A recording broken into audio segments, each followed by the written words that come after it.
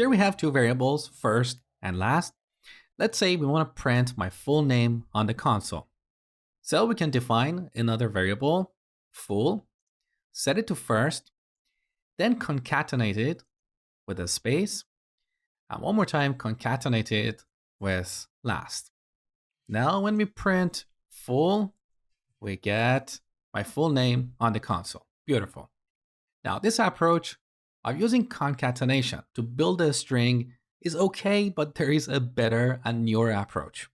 We can use formatted strings. So here we can set full to this string and prefix it with an F, which can be lowercase or uppercase. This formatted string doesn't have a constant value like these two strings here. It's actually an expression that will be evaluated at runtime. So here we want to add our first name. We use curly braces to print the value of the first variable. After that, we add a space, and then we add curly braces one more time to print the last name. So at runtime, this expression will be evaluated.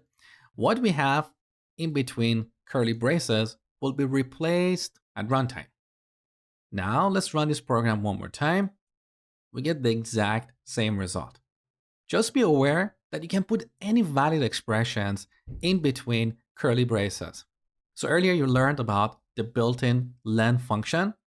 We can call len here to get the length of this string. Let's run this program one more time, so we get 4. We can also replace last with an expression like this, 2 plus 2.